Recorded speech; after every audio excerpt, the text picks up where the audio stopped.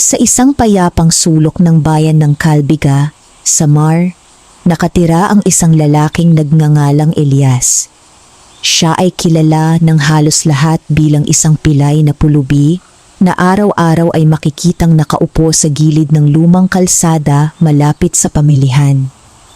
Ang kanyang kaliwang paa ay napinsala pa noong siya ay bata, dahilan upang hindi na siya makapaglakad ng maayos.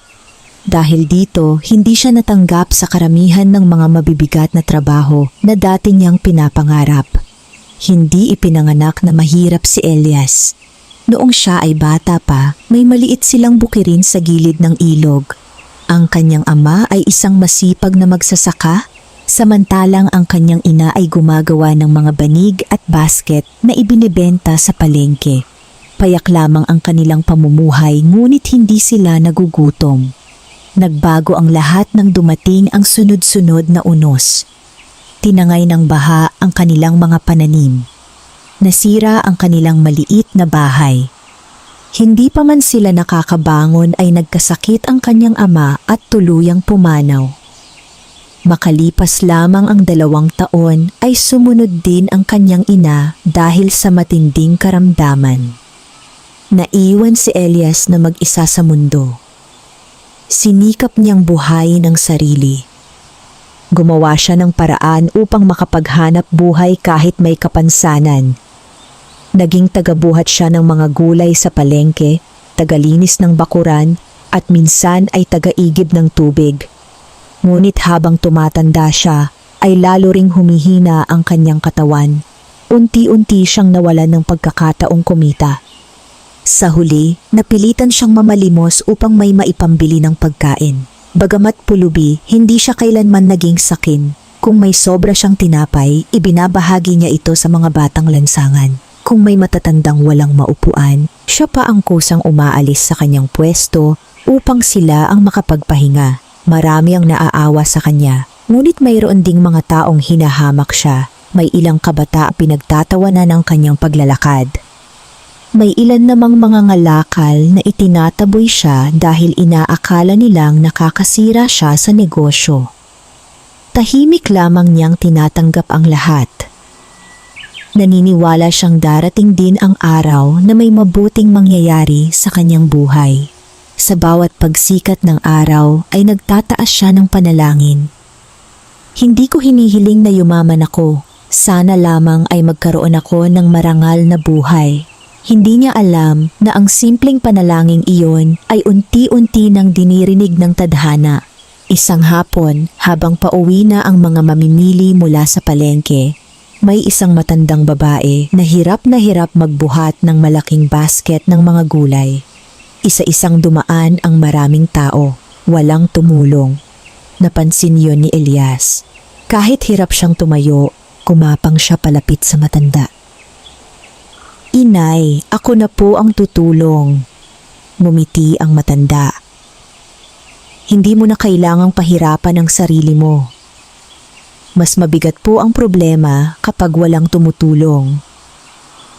Tinulungan niyang maihatid ang basket hanggang sa kubo ng matanda na nasa dulo ng baryo. Pagdating nila roon ay inabutan siya ng kaunting pagkain, ngunit tumanggi si Elias. "May iba pa pong higit na nangangailangan kaysa sa akin." Lalong napangiti ang matanda. Matagal niya itong tinitigan na tila may sinusukat sa kanyang puso. "Bihira na ang taong tulad mo." Nagpasalamat lamang si Elias at naglakad pa uwi. Hindi niya napansing nakatingin pa rin sa kanya ang matanda hanggang siya ay mawala sa daan. Kinabukasan ay nagising siyang tila may kakaibang pakiramdam. Hindi niya maipaliwanag kung bakit tila may naghihintay na malaking pagbabago sa kanyang buhay. Sa kabilang dako ng bayan, may isang matandang kilala lamang ng iilan. Ayon sa matatanda ng Calbiga, siya ang huling tagapag-ingat ng isang sinaunang lihim na naipapasa sa bawat salin lahi. Isang lihim na may kaugnayan sa isang mahiwagang gintong plato. Isang kayamanang hindi maaaring mapasakamay ng taong sakim, sinungaling o mapang-api. Sa loob ng napakaraming taon ay walang natagpo ang karapat-dapat na magmay-ari nito. Ngunit matapos makita ang kabutihan ni Elias, nagsimulang magbago ang isip ng matandang tagapag-ingat. Sa unang pagkakataon, matapos ang maraming dekada, naisip niyang maaaring dumating na ang taong itinakda ng kapalaran. At hindi alam ni Elias na sa mga susunod na araw, magsisimula ang paglalakbay na tuluyang magpapabago sa kanyang buhay, isang paglalakbay na mag-uugnay sa kanya sa mahiwagang gintong plato na matagal nang nakatago sa bayan ng Calbiga. Madilim pa ang kalangitan nang magising si Elias sa loob ng kanyang maliit na kubong gawa sa kawayan at pinagtagpi-tagping yero. Ang malamig na simoy ng hangin ay pumapasok sa mga siwang ng dingding, ngunit sanay na siya sa ganoong kalagayan. Inayos niya ang kanyang lumang tungkod sa kadahan-dahang lumabas upang simulan ang panibagong araw. Habang naglalakad siya patungo sa pamilihan ng Calbiga, hindi mawala sa kanyang isip ang matandang babaeng kanyang tinulungan noong nakaraang araw. May kakaiba sa mga titig nito, parang may nais sabihin ngunit piniling itago. Nang makarating siya sa kanyang karaniwang pwesto, tahimik siyang naupo at naghintay. May ilang taong nagbigay ng kaunting barya at tinapay. Katulad ng dati, taos-puso siyang nagpapasalamat sa bawat tumutulong sa kanya. Pagsapit ng tanghali, may isang batang babae ang lumapit sa kanya. "Ikaw po ba si Mang Elias?" Mahiyain nitong tanong. Ngumiti si Elias. "Oo, iho. Ano ang maitutulong ko sa iyo?" Iniabot ng bata ang isang maliit na supot na yari sa hinabing dahon ng niyog. "Ipinabibigay po ito ng matandang babae na tinulungan ninyo kahapon. Sabi niya, buksan ninyo lamang kapag kayo ay nag-iisa." Bago pa makapagtanong si Elias, mabilis nang tumakbo ang bata at nawala sa gitna ng mga tao. Maingat niyang itinago ang supot sa loob ng kanyang lumang damit. Hindi niya ito binuksan agad, hanggang sa lumubog ang araw at makauwi siya sa kanyang kubo. Nang siya ay mag-isa na, saka lamang niya dahan-dahang binuksan ang supot. Sa loob ay may isang lumang piraso ng tela. Nang ilatag niya ito, nakita niyang isa pala itong mapa. May nakaguhit na mga bundok, ilog at makapal na kagubatan. Sa pinakailalim ay may isang maikling pangungusap. Ang tunay na kayamanan ay para lamang sa pusong marunong magbahagi. Hanapin mo ako sa kuweba bago sumapit ang ikatlong paglubog ng araw. Walang nakalagay na pangalan, ngunit alam ni Elias na ang mensaheng iyon ay mula sa matandang kanyang tinulungan. Magdamag siyang hindi nakatulog. Marami siyang tanong sa kanyang isip. Bakit siya ang pinili? Ano ang kahulugan ng mapa? Anong kayamanan ang tinutukoy nito? Kinabukasan ay nagpasya siyang sundan ang nakasaad sa mapa. Madali sana para sa isang malusog na tao ang paglalakbay, ngunit para kay Elias na may kapansanan, bawat hakbang ay isang matinding pagsubok. Bitbit ang kanyang tungkod, dahan-dahan siyang naglakad palabas ng bayan. Tinahak niya ang makitid na daang napapalibutan ng mga punong niyog at malalagong halaman. Paminsan-minsan ay humihinto siya upang magpahinga dahil sumasakit ang kanyang pilay na paa. Habang siya'y naglalakad, napansin siya ng ilang magsasaka. "May lakad ka yata, Elias?" "Opo. May kailangan lamang akong hanapin." Hindi na siya nagbigay ng karagdagang paliwanag. Pagsapit ng hapon ay narating niya ang paanan ng isang mataas na burol. Nakita niya roon ang isang matandang lalaki na nahihirapang putulin ang natumbang puno na humarang sa makitid na daan. Lumapit si Elias.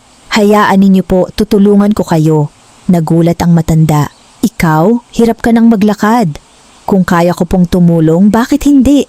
Bagamat mabagal ang kanyang kilos, sama-sama nilang naalis ang malaking sanga na nakaharang sa daan. Bilang pasasalamat ay inabutan siya ng matanda ng isang maliit na sisidlang kawayan na may lamang malamig na tubig. Pagpalain ka nawa. Ngumiti lamang si Elias at ipinagpatuloy ang kanyang paglalakbay. Hindi niya alam na mula sa di kalayuan ay may isang taong lihim na nagmamasid sa kanya. Ang matandang babaeng kanyang tinulungan. Kasama nito ang isa pang matandang lalaki. Tulad ng sinabi mo, bulong ng lalaki. Hindi niya inuuna ang sarili. Tumango ang matanda. Hindi nasusukat ang yaman sa laman ng bulsa. Nasusukat ito sa kabutihang nasa puso. Nagpatuloy si Elias hanggang sa marating niya ang isang maliit na talon. Sa tabi nito ay may makitid na landas na papasok sa makapal na kagubatan, katulad ng nasa lumang mapa.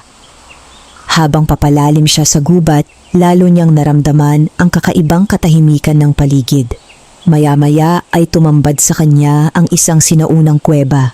Ang bunganga nito ay halos natatakpan na ng lumot at makakapal na baging na waring ilang daang taon nang hindi napapasok ng tao. Huminto si Elias sa harap ng kuweba. Huminga siya ng malalim. Alam niyang kapag pumasok siya roon, maaaring tuluyan ng magbago ang kanyang buhay. Ngunit hindi pa niya alam kung ang pagbabagong iyon ay magiging biyaya o isang napakalaking pagsubok. Sa loob ng kuweba, isang mahinang liwanag ang tila kumikislap mula sa kailaliman, na para bang may isang sinaunang lihim na naghihintay lamang sa kanyang pagdating. Huminto si Elias sa bungad ng kuweba. Tahimik niyang minasdan ang mahinang liwanag na nagmumula sa kailaliman nito. Malamig ang hanging lumalabas mula sa loob, ngunit hindi siya natinag. Hinigpitan niya ang hawak sa kanyang lumang tungkod at dahan-dahang pumasok. Ang bawat hakbang ay sinasabayan ng maingat na paghinga. Madulas ang mga batong kanyang tinatapakan at may mga patak ng tubig na bumabagsak mula sa kisame ng kuweba. Sa kabila ng katahimikan, dama niyang tila may nagmamasid sa kanya. Habang papalalim siya, lalong lumiliwanag ang paligid. Hindi iyon liwanag ng araw ni apoy ng sulo. Nagmumula ito sa isang malaking silid sa pinakaloob ng kuweba. Pagdating niya roon, napahinto siya. Sa gitna ng malawak na silid ay may isang batong altar.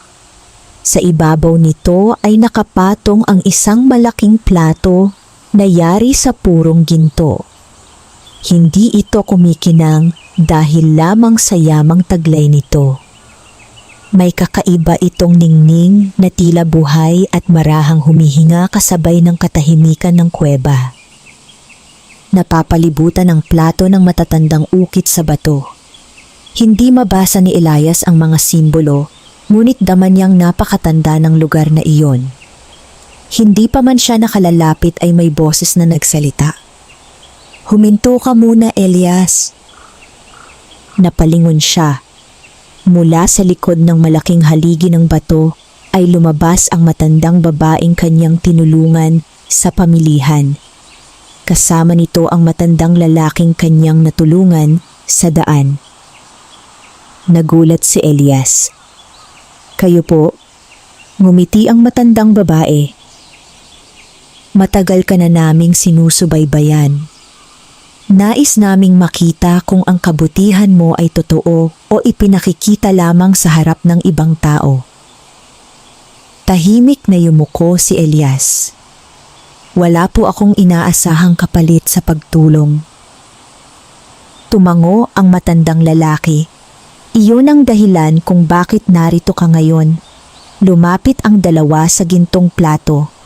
Sa loob ng maraming salin lahi, sabi ng matandang babae, ang plato na ito ay hindi naging pag-aari ni Numan. Marami ang nagtangkang kunin ito. Mayamang mga ngalakal, makapangyarihang pinuno, mga taong sakim sa ginto. Lahat sila ay nabigo. Nagtaka si Elias. Bakit po? Dahil ang plato ay hindi sumusunod sa taong naghahangad ng kayamanan.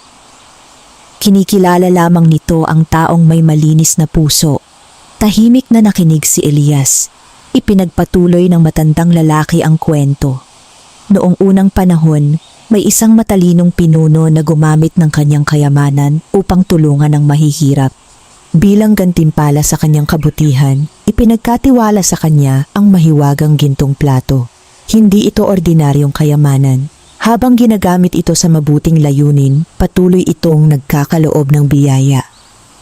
Ngunit kapag ginamit sa kasakiman, nawawala ang kapangyarihan nito at nililisan ang may-ari. Lumipas ang maraming taon. Nang mawala ang mabuting pinuno, wala nang natagpo ang karapat-dapat na humalili sa kanya. Kaya itinago ang plato sa kuweba at binantayan ng mga tagapag-ingat. Napayuko si Elias. Hindi po ako karapat-dapat. Ako po ay isang pulubi lamang. Umiling ang matandang babae. Ang tunay na karapat-dapat ay hindi ang may pinakamagandang kasuotan. Hindi rin ang may pinakamalaking bahay, kundi ang taong marunong magmahal sa kapwa kahit wala siyang maibigay kundi kabutihan. Pagkatapos ay itinuro niya ang gintong plato. Lumapit ka. Dahan-dahang sumunod si Elias. Nang mailapit niya ang kanyang kamay sa plato, biglang lumiwanag ang buong kuweba. Ang mga ukit sa dingding ay nagsimulang kumislap. Maging ang malamig na hangin ay tila naging banayad. Nagulat ang dalawang matanda. Hindi nila inaasahang ganoon katindi ang magiging pagtugon ng mahiwagang plato. Unti-unting umangat ang gintong plato mula sa batong altar. Marahan itong lumutang hanggang sa huminto sa harapan ni Elias. Nanginginig ang kanyang mga kamay. Hindi siya makapaniwala sa kanyang nakikita, ngunit sa halip na hawakan ito, umurong siya ng isang hakbang. Paano po kung hindi ko ito mapangalagaan? Ngumiti ang matandang lalaki. Ang taong natatakot gumawa ng mali ay mas mapagkakatiwalaan kaysa sa taong naniniwalang hindi siya magkakamali. Tumango ang matandang babae. Iyan ang huling pagsubok. Dahil hindi mo inangkin ang kayamanan, ikaw ang pinili nito. Unti-unting bumaba ang gintong plato sa kanyang mga kamay, hindi ito mabigat. Sa halip nakaramdam si Elias ng kakaibang init na dumaloy sa kanyang buong katawan. Parang nawala ang kanyang pagod, luminaw ang kanyang isip. At sa kauna-unahang pagkakataon, matapos ang napakaraming taon, nakaramdam siya ng pag-asa. Ngunit kasabay ng pagtanggap niya sa mahiwagang gintong plato, may isang pares ng matang lihim na nakamasid mula sa labas ng kuweba. Isa itong lalaking balot ng maitim na kasuotan. Narinig niya ang lahat ng nangyari. At sa kanyang mga mata ay mababanag ang matinding pagnanasa. Hindi kabutihan ang kanyang hangarin. Ang nais niya ay maagaw ang mahiwagang gintong plato at ang kapangyarihang taglay nito anuman ang maging kapalit. Mahigpit na hawak ni Elias ang gintong plato habang nakatayo sa gitna ng sinaunang kuweba. Hindi pa rin siya makapaniwala na ang isang pulubing tulad niya ang napiling maging tagapag-ingat ng mahiwagang kayamanang iyon. Unti-unting nawala ang nakakasilaw na liwanag hanggang sa muling naging tahimik ang buong kuweba. Lumapit ang matandang babae. Elias, pakinggan mong mabuti ang aking sasabihin. Tahimik siyang tumango. Ang gintong plato ay hindi laruan at hindi rin ito maaring gamitin sa pansariling luho. Hindi ito lumilikha ng kayamanan para sa taong sakim. Ngunit kung ang iyong hangarin ay makatulong sa kapwa, hindi ka nito pababayaan. Ipinagpatuloy naman ng matandang lalaki. May 3 alituntunin kang dapat tandaan. Una, huwag mong gamitin ang plato upang saktan o paghigantihan ng sinuman. Pangalawa, huwag kang magsisinungaling tungkol sa pinagmulan nito. At pangatlo, huwag mong hayaang manaig ang kasakiman sa iyong puso. Kapag nilabag mo ang isa sa mga ito, kusang mawawala ang kapangyarihan ng plato. Isinapuso ni Elias ang bawat salita. Nangangako po ako. Habang ako ang tagapag-ingat nito, gagamitin ko lamang ito para sa kabutihan. Ngumiti ang dalawang matanda. Panahon na upang umuwi ka. Maingat niyang binalot ang gintong plato sa lumang telang ibinigay sa kanya at isinilid ito sa kanyang supot. Paglabas niya ng kuweba ay papalubog na ang araw. Ang ginintuang sinag nito ay tumatama sa kabundukan ng Kalbiga na tila nagbibigay ng bagong pag-asa sa kanyang puso. Mabagal siyang naglakad pa uwi. Habang nasa daan, napansin niya ang isang batang lalaki na umiiyak sa tabi ng daan. Lumapit siya. Ano ang nangyari? Humihikbi ang bata. May sakit po ang aking ina. 3 araw na siyang hindi nakakakain. Wala kaming pambili ng pagkain. Nadurog ang puso ni Elias. Binuksan niya ang kanyang supot. Nakita niya ang gintong plato. Naalala niya ang sinabi ng mga tagapag-ingat. Ipinikit niya ang kanyang mga mata at taimtim na nanalangin. Hindi ko ito ginagamit para yumaman. Gusto ko lamang pong may maipakain ang batang ito at ang kanyang ina. Pagmulat niya ng kanyang mga mata, may isang maliit na supot na biglang lumitaw sa ibabaw ng plato. Binuksan niya iyon. Nagulat siya. May lamang sapat na salaping pilak upang makabili ng bigas, gulay at gamot. Hindi ito labis, hindi rin kulang. Sapat lamang para sa tunay na pangangailangan. Napaluha si Elias. Nauunawaan na niya ngayon ang hiwaga ng gintong plato. Hindi ito nagbibigay ng walang katapusang kayamanan. Nagbibigay lamang ito ng sapat na biyaya para sa mabuting layunin. Agad niyang dinala ang bata sa tindahan. Binilhan niya ito ng pagkain at gamot. Tuwang-tuwa ang bata. Maraming salamat po. Ngumiti lamang si Elias. Walang anuman. Hindi niya sinabi ang tungkol sa mahiwagang plato. Pagsapit nila sa kubo ng bata, nadatnan nila ang inang nakahiga at nanghihina. Tinulungan niyang maihanda ang pagkain. Makalipas ang ilang sandali ay nagkaroon ng lakas ang babae. Paulit-ulit itong nagpasalamat, ngunit sinabi lamang ni Elias, magpasalamat tayo sa may kapal. Hindi niya hinayaang purihin siya ng mga ito. Samantala, mula sa likod ng isang malaking puno ay may isang lalaking tahimik na nagmamasid. Siya ang lalaking nakakita sa nangyari sa kuweba. Nakita niya kung paano nagkaroon ng salapi si Elias. Lalo siyang naniwala na ang gintong plato ay tunay ngang mahiwaga. Ngumiti siya ng may masamang balak. Hindi bagay sa isang pulubi ang ganyang kayamanan. Mas nararapat iyon sa akin. Kinabukasan ay mabilis na kumalat sa buong Kalbiga ang balitang may isang pulubing tumulong sa isang mahirap na mag-ina. Marami ang nagtaka. Paano nagkaroon ng salapi si Elias? May ilan ang nagsabing baka nakahanap siya ng nakatagong kayamanan. May ilan namang nagsabing may lihim siyang tagapagbigay. Hindi na lamang siya sumagot. Nagpatuloy siya sa kanyang simpleng pamumuhay. Patuloy pa rin siyang nagsusuot ng lumang damit. Patuloy pa rin siyang magalang sa lahat. At patuloy niyang tinutulungan ang mga tunay na nangangailangan. Hindi niya alam na habang dumarami ang kanyang natutulungan, lalo rin siyang nagiging sentro ng inggit at pagnanasa ng mga taong sakim. At kabilang sa kanila ang mahiwagang lalaking lihim na sumusubaybay sa bawat kilos niya. Isang taong handang gumawa ng anumang paraan upang maagaw ang gintong plato, kahit pa may masaktan o mawalan ng buhay. Lumipas ang ilang araw mula nang mapasakamay ni Elias ang mahiwagang gintong plato. nanatili siyang payak ang pamumuhay.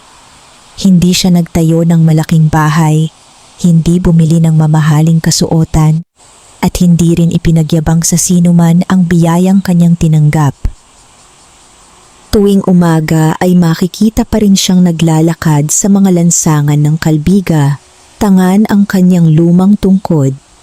Ang kaibahan lamang ay hindi na siya namamalimos. Sa halip, hinahanap niya ang mga taong tunay na nangangailangan ng tulong. Kapag may batang walang makain, tahimik siyang nagbibigay ng pagkain. Kapag may matandang walang pambili ng gamot, humihingi siya ng biyaya mula sa gintong plato at ibinibigay lamang ang sapat na halaga. Kapag may magsasakang nasiraan ng kagamitan, tinutulungan niya itong makabili ng bagong kagamitan upang makapagtrabaho muli. Hindi niya ginagawa ang mga ito upang purihin ng tao. Ginagawa niya ito dahil iyon ang kanyang ipinangako. Dahil dito, unti-unting nagbago ang tingin ng mga taga-Kalbiga sa kanya. Ang dating pulubing pilay na minamaliit ng marami ay nagsimulang igalang. Ngunit kasabay ng paggalang ng mabubuting tao ay ang pag-usbong ng inggit sa puso ng iba. Isa sa kanila ang pinakamayamang mangangalakal sa bayan, si Don Ramiro. Si Don Ramiro ay may malalawak na lupain, maraming tindahan at malaking bahay na bato. Kilala siya sa pagiging tuso at sakim. Bagamat napakayaman na niya, hindi pa rin siya nasisiyahan. Lagi niyang nais na madagdagan ang kanyang kayamanan. Isang araw ay ipinatawag niya ang lalaking nakaitim na matagal nang sumusubaybay kay Elias. "Ano na ang iyong nalaman?" tanong ni Don Ramiro. Yumuko ang lalaki. "Ginoo, totoo ang mga usap-usapan. Hindi ordinaryong tao si Elias. May hawak siyang isang mahiwagang gintong plato." Naningkit ang mga mata ni Don Ramiro. "Iyon ba ang dahilan kung bakit lagi siyang may naitutulong?" "Opo. Nakikita kong tila lumilitaw ang salapi kapag ginagamit niya ang plato." Napangiti si Don Ramiro. Kung ganoon, hindi dapat manatili ang plato sa kamay ng isang pulubi. Iyon ay nararapat sa isang taong marunong humawak ng kayamanan. Hindi sumagot ang lalaki. Alam niyang hindi kabutihan ang nasa isip ng kanyang amo. Nag-utos si Don Ramiro. "Subaybayan mo siya araw at gabi. Alamin mo kung saan niya itinatago ang plato. Huwag kang kikilos hanggat wala akong utos. Kapag nakuha natin iyon, magiging pinakamayaman ako sa buong Samar." Samantala, walang kaalam-alam si Elias sa binabalak ng mayamang mga ngalakal. Abala siya sa pagtulong sa mga tao. Isang hapon ay dumaan siya sa gilid ng ilog. May nakita siyang isang matandang magsasaka na nakaupo sa ilalim ng puno. Malungkot itong nakatitig sa kanyang maliit na bukirin. Lumapit si Elias. "Bakit po kayo malungkot?" Napabuntong hininga ang matanda. "Nawasak ng bagyo ang aking pananim. Wala na akong binhi para sa susunod na taniman. Hindi ko alam kung paano magsisimula muli." Tahimik na naupo si Elias sa tabi niya. Ipinikit niya ang kanyang mga mata at marahang inilabas ang gintong plato. Nanalangin siya. "Hindi ko po hinihiling ang kayamanan. Bigyan lamang po ninyo ng pagkakataong makabangon ang matandang ito." Makalipas ang ilang sandali ay lumitaw sa plato ang isang supot na puno ng dekalidad na binhi at sapat na salapi upang makabili ng mga kailangan sa pagsasaka. Ibinigay iyon ni Elias sa matanda. Hindi nito mapigilan ang pagluha. "Hindi ko alam kung paano kita mapapasalamatan." "Hindi ako ang pasalamatan ninyo. Kapag dumating ang araw na may nangangailangan ng tulong, ipagpatuloy ninyo ang kabutihang natanggap ninyo." Tumango ang matanda. "Ipinapangako ko." Hindi nila namalayang mula sa kabilang pampang ng ilog ay lihim silang pinagmamasdan ng tauhan ni Don Ramiro. Kitang-kita nito ang muling paglitaw ng biyaya mula sa gintong plato. Agad siyang tumakbo pabalik sa malaking bahay ng kanyang amo. Pagdating niya ay agad niyang ibinalita ang lahat. Hindi maitago ni Don Ramiro ang kanyang kasabikan. Kung ganoon ay wala na akong dapat pagdudahan. Ang plato ay tunay ngang nagbibigay ng kayamanan. Tumawa siya ng mahina. Mula ngayon, sisimulan na natin ang ating plano. Sa loob lamang ng ilang araw, ang mahiwagang gintong plato ay magiging akin. Sa kabilang banda, habang papalubog ang araw, naramdaman ni Elias ang isang kakaibang kabigatan sa kanyang dibdib. Hindi niya maipaliwanag ang dahilan. Ngunit tila may babalang bumubulong sa kanyang puso na may malaking panganib na papalapit. At sa unang pagkakataon mula nang maging tagapag-ingat siya ng gintong plato, naisip niyang maaaring dumating ang araw na kailangan niyang ipaglaban ang biyayang ipinagkatiwala sa kanya, hindi para sa sarili niyang kapakanan, kundi para sa lahat ng taong umaasa sa kabutihang dulot nito. Kinabukasan ay maagang nagising si Elias. Hindi pa sumisikat ang araw, ngunit hindi na siya makatulog. Ang kakaibang bigat na kanyang naramdaman noong nakaraang gabi ay nananatili pa rin sa kanyang dibdib. Tahimik siyang lumabas ng kanyang kubo at naupo sa ilalim ng isang punong mangga. Habang pinagmamasdan niya ang unti-unting pagliwanag ng langit, inilabas niya ang mahiwagang gintong plato. Hindi niya ito ginamit, tinitigan lamang niya ito. Sa makinis na ibabaw ng plato ay biglang lumitaw ang maliliit na alon ng liwanag. Maya-maya ay nabuo ang larawan ng matandang babae at ng matandang lalaking unang nagpakilala sa kanya ng hiwaga ng plato.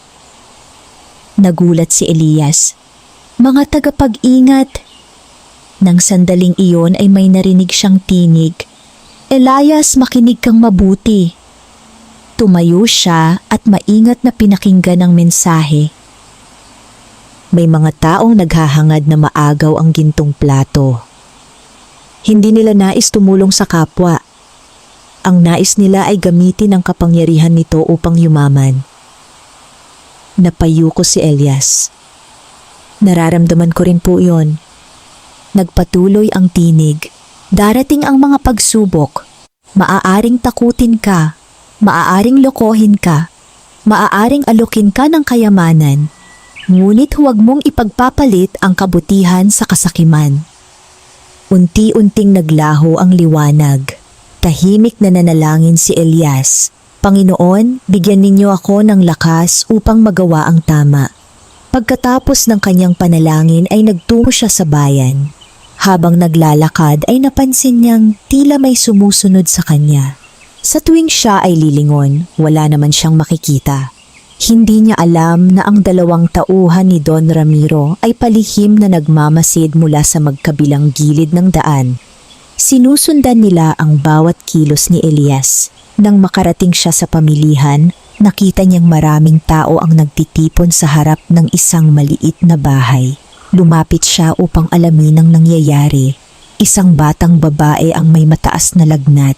Mahirap lamang ang kanyang pamilya at wala silang sapat na salapi upang makabili ng gamot.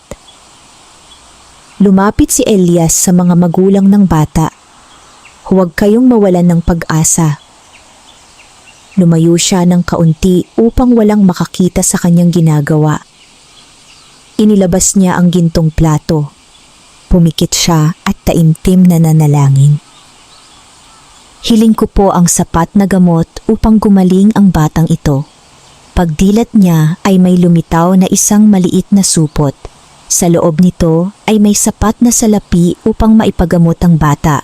Tahimik niya itong ibinigay sa mga magulang. Hindi na sila nakapagsalita sa sobrang tuwa. Paulit-ulit silang nagpasalamat. Mula sa bubong ng isang lumang tindahan ay lihim na pinanood ng tauhan ni Don Ramiro ang lahat ng nangyari. Agad siyang bumalik upang iulat ang kanyang nasaksihan. Pagdating sa malaking bahay ni Don Ramiro ay sinabi niya ang lahat. Napangisi ang mayamang mga ngalakal. Hindi na tayo maghihintay. Ngayong gabi kukunin natin ang plato. Inutusan niya ang 4 niyang pinakamapagkakatiwalaang tauhan. Huwag ninyo siyang saktan kung maaari. Ngunit huwag kayong uuwi hanggat hindi ninyo dala ang gintong plato. Pagsapit ng gabi ay tahimik na bumalik si Elias sa kanyang kubo. Hindi niya alam na napapalibutan na pala siya ng mga taong may masamang balak. Sa dilim ng gabi, dahan-dahang lumapit ang mga tauhan ni Don Ramiro. Isa-isang sumilip ang mga ito sa bintana ng kubo. Nakita nilang natutulog si Elias, tahimik nilang binuksan ang pintuan. Ngunit nang tumuntong ang unang lalaki sa loob ng kubo, biglang kumislap ang mahiwagang gintong plato. Isang maliwanag na liwanag ang pumuno sa buong silid. Napaatras ang mga magnanakaw. Nasilaw sila at napahawak sa kanilang mga mata. Takot na takot silang nagsitakbuhan palabas ng kubo. Nagising si Elias sa ingay. Paglabas niya ay wala na siyang nadatnan kundi mga bakas ng paa sa lupa. Napansin niyang ligtas pa rin ang gintong plato. Naalala niya ang babala ng mga tagapag-ingat. Ngayon ay wala na siyang pagdududa. May mga taong handang gumawa ng masama upang maagaw ang mahiwagang kayamanan. At alam niyang ang nabigong pagtatangkang iyon ay simula pa lamang ng mas mabibigat na pagsubok na haharapin niya sa mga susunod na araw. Kumalat kinaumagahan sa buong bayan ng Calbiga ang balita tungkol sa kakaibang liwanag na nakita ng ilang residente noong nakaraang gabi. May nagsabing ito ay isang bituing bumagsak. Ang iba namay naniwalang isa lamang itong pangkaraniwang kidlat. Ngunit si Elias ay alam ang katotohanan. May nagtangkang magnakaw ng mahiwagang gintong plato. Hindi niya sinabi ito kahit kanino. Ayaw niyang magdulot ng takot sa mga taong matagal nang nagtitiwala sa kanya. Samantala, galit na galit si Don Ramiro nang marinig ang ulat ng kanyang mga tauhan. "Wala kayong silbi," sigaw niya. "5 lalaki kayo. Ngunit hindi ninyo man lamang nakuha ang plato." Yumuko ang isa sa mga tauhan. "Patawarin ninyo kami, Don Ramiro." Nang makapasok kami sa kubo, bigla kaming nasilaw sa isang napakalakas na liwanag. Parang may puwersang nagtaboy sa amin. Tahimik na nag-isip si Don Ramiro. Hindi pala magiging madali ang pagkuha sa kayamanang iyon. Maya-maya ay napangiti siya. Kung hindi uubra ang lakas, gagamit tayo ng panlilinlang. Nagbulungan ang kanyang mga tauhan habang pinakikinggan ang bagong plano ng kanilang amo. Sa kabilang panig ng bayan, nagpatuloy si Elias sa kanyang simpleng pamumuhay. Tinulungan niya ang isang biyudang maglinis ng bakuran, naghatid ng tubig sa isang matandang may sakit, at nagbahagi ng pagkain sa ilang batang ulila. Habang pauwi siya ng hapong iyon, may isang marangyang karwaheng huminto sa kanyang harapan. Mula rito ay bumaba ang isang lalaking nakasuot ng mamahaling barong. Magalang itong yumuko. "Magandang hapon, Mang Elias. Ang aking amo, si Don Ramiro, ay nais kayong makausap." Nagulat si Elias. "Wala naman akong pagkakautang sa kanya." "Wala po. Nais lamang niya kayong anyayahan sa kanyang tahanan." Nag-isip sandali si Elias. Wala siyang nakikitang dahilan upang tumanggi, kaya sumama siya. Pagdating nila sa malaking bahay ni Don Ramiro, humanga si Elias sa lawak ng bakuran at sa taas ng mga punong nakapaligid dito. Ngunit hindi siya nasilaw sa karangyaan. Sa loob ng bahay ay magiliw siyang sinalubong ng mayamang mga ngalakal. "Maligayang pagdating, Elias. Maraming salamat po sa paanyaya." Pinaupo siya ni Don Ramiro sa isang mahabang mesa na puno ng masasarap na pagkain. "Hindi ka ba nagtataka kung bakit kita ipinatawag?"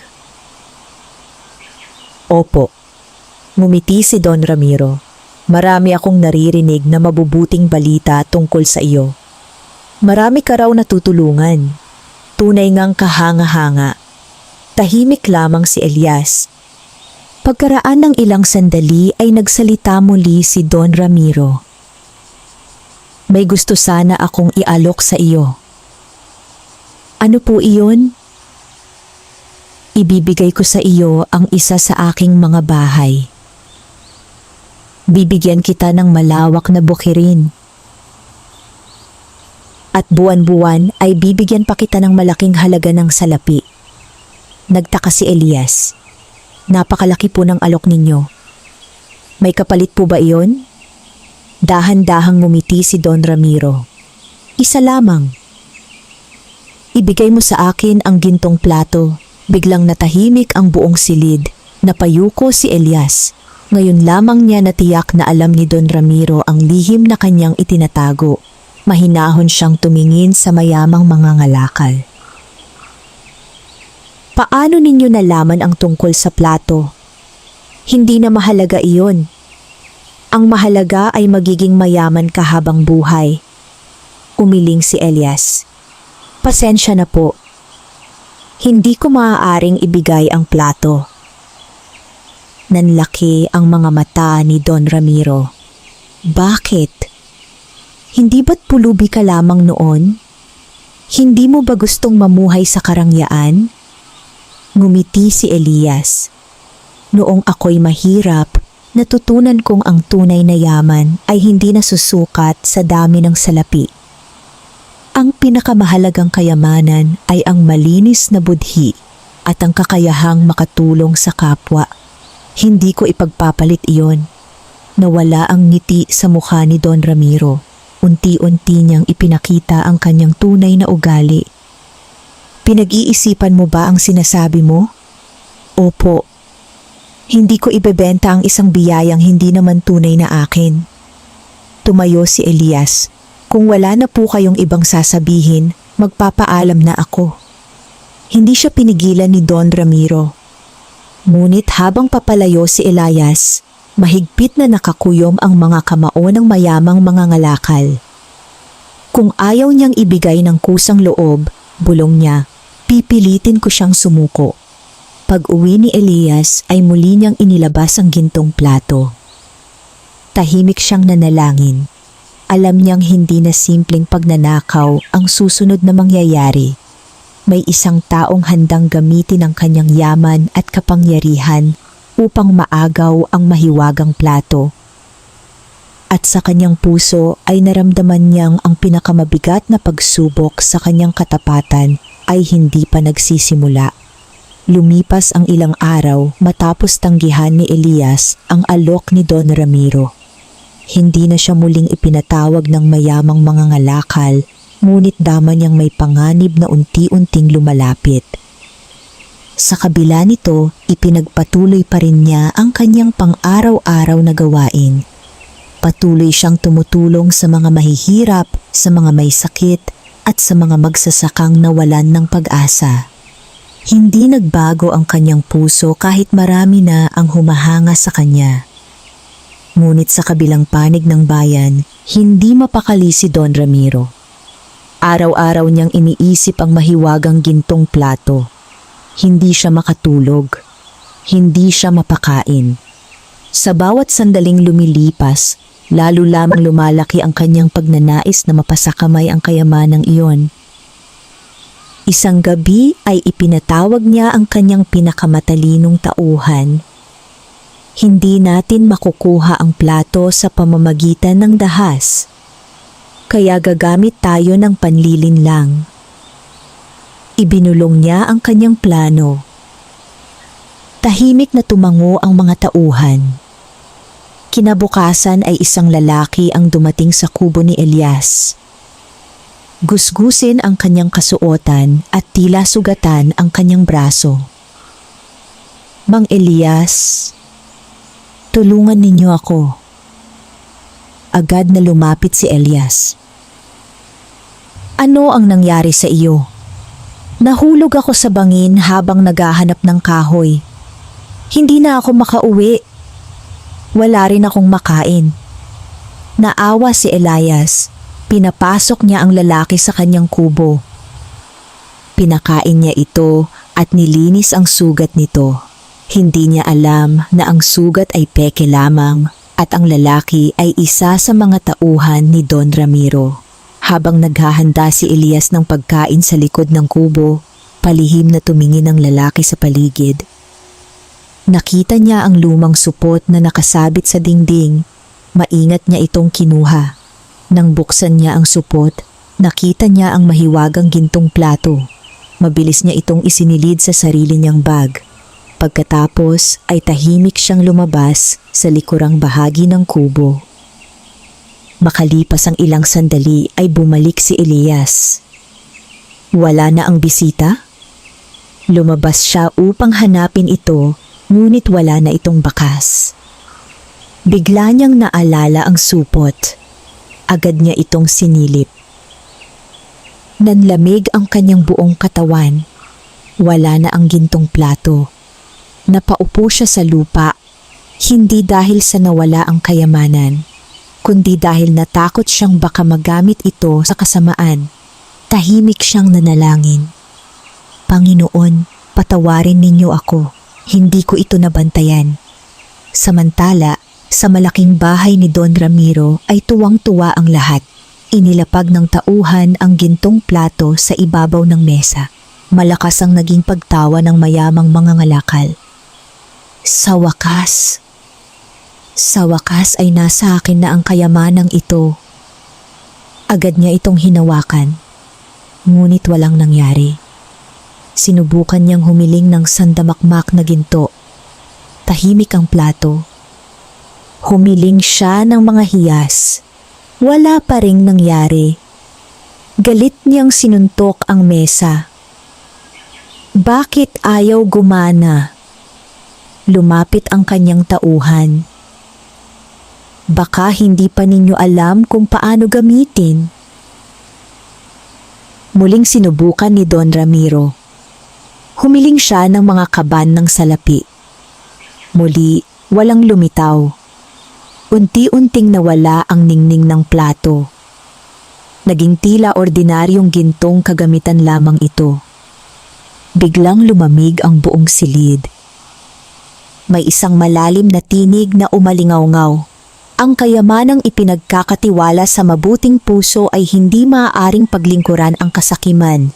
Nagkatinginan ang lahat, takot na takot ang mga tauhan.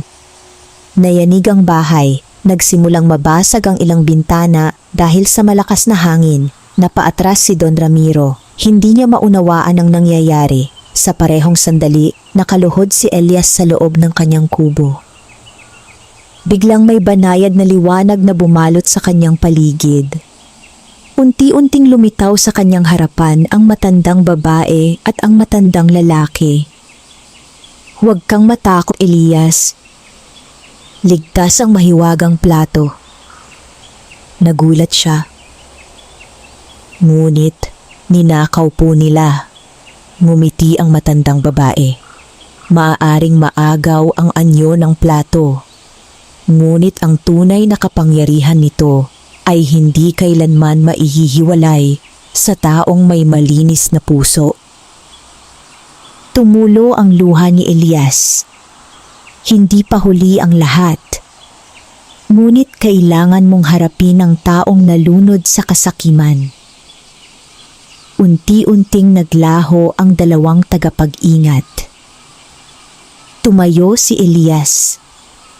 Bagaman pilay ang kanyang paa, matatag ang kanyang loob. Alam niyang darating ang oras na kailangan niyang harapin si Don Ramiro. Hindi upang makipaglaban para sa kayamanan, kundi upang iligtas ang isang taong unti-unti nang nilalamon ng sarili nitong kasakiman. Magdamag na hindi nakatulog si Don Ramiro. Nasa ibabaw pa rin ng kanyang mesa ang gintong plato, ngunit wala na itong kakaibang ningning.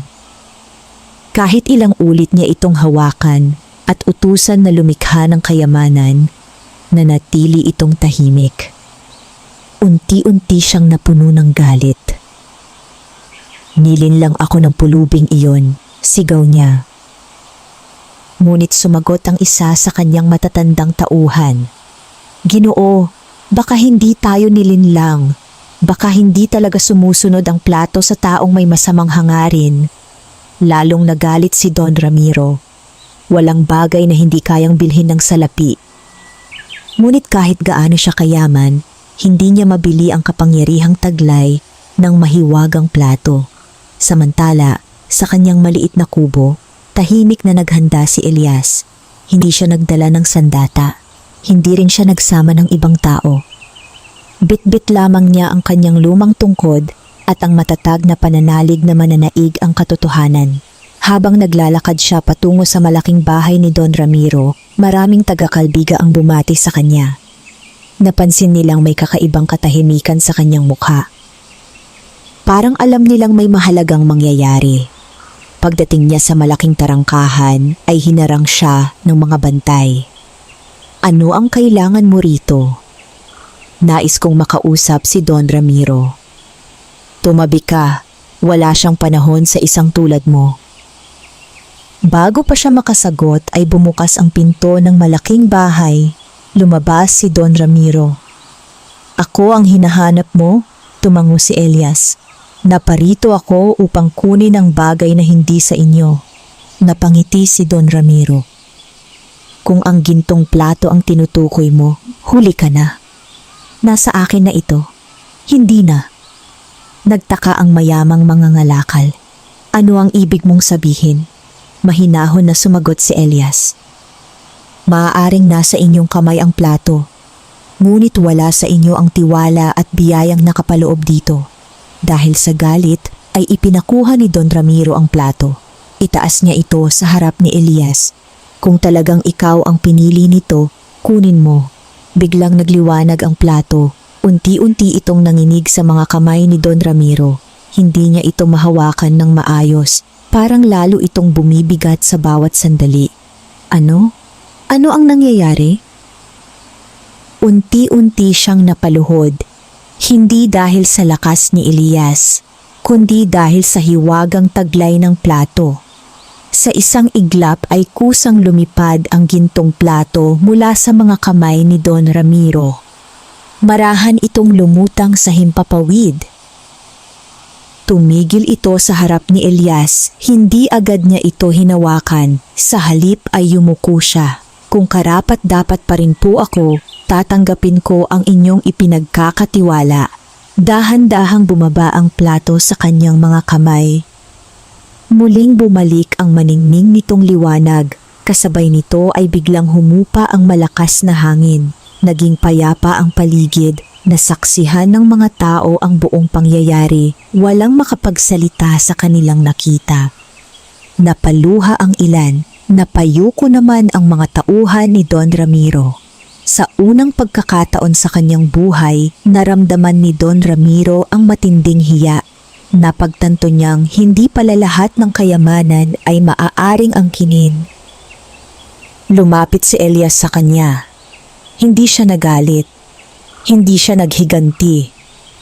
Sa halip ay iniabot niya ang kanyang kamay upang tulungan itong makatayo. Nagulat si Don Ramiro. Pagkatapos ng ginawa ko, tutulungan mo pa rin ako? Ngumiti si Elias. Ang pagpapatawad ay higit na mahalaga kaysa sa paghihiganti. May pagkakataon pa kayong magbago. Hindi makatingin si Don Ramiro sa kanyang mga mata. Tumulo ang kanyang mga luha. Sa kauna-unahang pagkakataon ay nagsisi siya sa lahat ng kanyang kasakiman. Ngunit sa sandaling iyon, isang malakas na ugong ang nanggaling sa kabundukan ng Calbiga. Napatingin ang lahat sa malayong gubat. Unti-unting bumalot ang makapal na ulap sa tuktok ng bundok, kung saan natagpuan ni Elias ang mahiwagang gintong plato. At mula sa ulap ay lumitaw ang isang matandang anyo na tila naghihintay sa kanyang pagbabalik. Alam ni Elias na hindi pa tapos ang kanyang paglalakbay. May isang huling tungkulin pa siyang kailangang gampanan bago tuluyang matupad ang layunin ng mahiwagang gintong plato. Maagang maaga pa lamang ay tinahak na ni Elias ang landas patungo sa kabundukan ng Kalbiga. Hawak niya ang mahiwagang gintong plato at ang kanyang lumang tungkod. Bagamat pilay ang kanyang paa, matatag ang kanyang mga hakbang sapagkat alam niyang ito na ang huling yugto ng kanyang paglalakbay. Pagdating niya sa paanan ng bundok, ay muli niyang nakita ang matandang babae at ang matandang lalaki na unang nagpakilala sa kanya ng lihim ng gintong plato. Magalang siyang yumuko. Maraming salamat po sa inyong pagtitiwala. Ngumiti ang dalawang tagapag-ingat. Hindi pa kami ang dapat mong pasalamatan. Tingnan mo ang paligid. Napansin ni Elias ang mga taong unti-unting umaakyat sa bundok. Naroon ang mga magsasakang kanyang natulungan, ang biyudang kanyang inalalayan, ang batang minsang walang makain, ang pamilyang nabigyan ng gamot, at maging ang mga matatandang dati niyang tinulungan. Naroon din si Don Ramiro. Ngunit wala na ang dating yabang sa kanyang mukha. Tahimik siyang lumapit kay Elias. Lubos akong nagsisisi. Nabulag ako ng kasakiman. Kung maaari, patawarin mo ako. Ngumiti si Elias. Pinapatawad na kita. Ang tunay na pagsisisi ay hindi lamang nasasabi sa salita. Ipinakikita ito sa mabubuting gawa. Tumango si Don Ramiro. Mula ngayon bubuksan ko ang aking mga kamalig. Ang mga mahihirap na magsasaka ay maari nang humiram ng binhi ng walang interes. Ang mga ulila ay aking pag-aaralin. At ang mga matatandang walang pamilya ay aking tutulungan. Nagalak ang mga taong naroroon. Hindi nila inakalang magbabago ang puso ng pinakamayamang tao sa kanilang bayan. Lumapit ang matandang babae kay Elias. Panahon na. Maingat niyang inilapag ang ginto plato sa ibabaw ng sinaunang batong altar. Muling nagliwanag ang buong kuweba. Unti-unting umangat ang plato. Nagmistulang araw ang liwanag nito. Kasabay nito ay lumitaw ang isang banayad na tinig. Natupad na ang layunin ng gintong plato. Hindi ito nilikha upang yumaman ang iisang tao. Ito ay nilikha upang paalalahanan ang sangkatauhan na ang kabutihan ang pinakadakilang kayamanan. Unti-unting nabalot ng gintong liwanag ang buong kuweba. Pagkaraan ng ilang sandali ay nagsimulang matunaw ang mahiwagang plato. Hindi ito nasira. Hindi rin ninakaw. Unti-unti lamang itong naging libo-libong mumunting sinag ng liwanag na lumipad sa kalangitan. Isa-isang bumaba ang mga sinag sa buong bayan ng Kalbiga. Ang mga tuyong bukirin ay muling naging luntian. Lumakas ang ani ng mga magsasaka. Ang mga balong matagal nang natutuyo ay muling napuno ng malinaw na tubig. Ang mga pamilyang nag-aaway ay nagkabati. At ang mga taong dating sakim ay unti-unting natutong magbahagi. Tahimik na pinanood ni Elias ang lahat. Wala siyang naramdamang panghihinayang sa pagkawala ng gintong plato. Sapagkat alam niyang natupad na nito ang tunay nitong layunin. Lumapit ang matandang lalaki, Elias. Simula ngayon, hindi ka na tagapag-ingat ng isang mahiwagang kayamanan. Ikaw na ang magiging tagapag-ingat ng pag-asa ng bayang ito. Makalipas ang mga taon, tuluyan nang nagbago ang buhay sa Kalbiga. Sa tulong ni Don Ramiro at ng mga mamamayan, nagtayo sila ng paaralan, maliit na pagamutan at mga patubig para sa mga bukirin.